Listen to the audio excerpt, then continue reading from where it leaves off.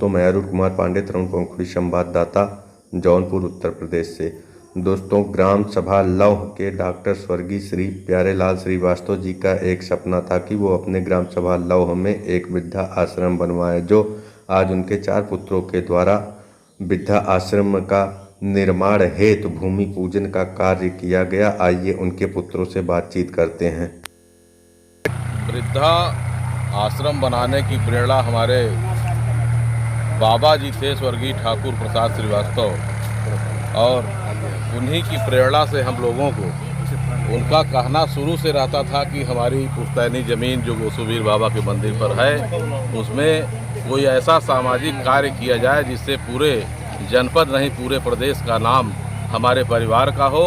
और वृद्धा आश्रम चलाने का मूल उद्देश्य यह है कि आज की दुनिया में सबसे दिक्कत माता पिता जो घर से बहिष्कृत किए जा रहे हैं, उनको किस तरीके से शरण मिल सके और किस तरीके से उनको सुचारू रूप से उनकी व्यवस्था की जा सके, इसी को दृष्टिकोण को देखते हुए हम लोगों का विचार बाबा जी और हमारे पिताजी जो नहीं रहे, स्वर्गीय डॉक्टर प्यारेलाल श्रीवास्तव जी, उन लोगों के विचारों को हम लोग आज भूमि पूजन करके वृद्धावस्था आश्रम जो यहाँ भूमि पूजन करा रहे हैं, केवल उन्हीं के विचारों से, उन्हीं के कहने से हम लोग ये करने के लिए आज यहाँ उपस्थित हुए हैं और कर रहे हैं। बहुत बहुत धन्यवाद एडवोकेट साहब।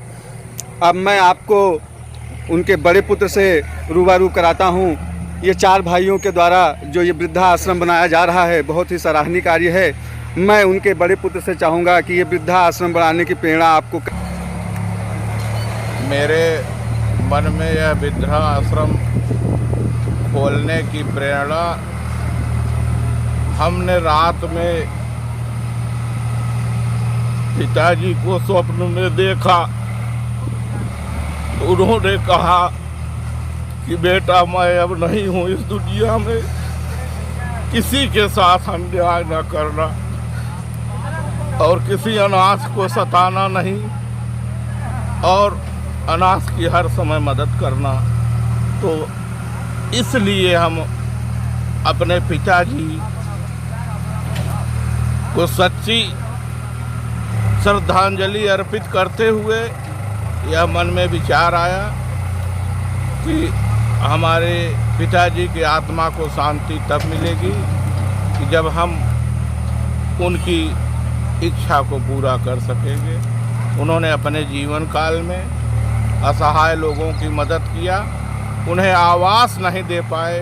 हम चाहते हैं कि जो पिताजी नहीं कर पाए, उनके मिशन को मैं पूरा करने का प्रयास करूंगा और समाज में उनके आत्मा के प्रति लोगों को सच्ची भावना से श्रद्धांजलि लोग अर्पित करें। बहुत बहुत धन्यवाद एडवोकेट साहब।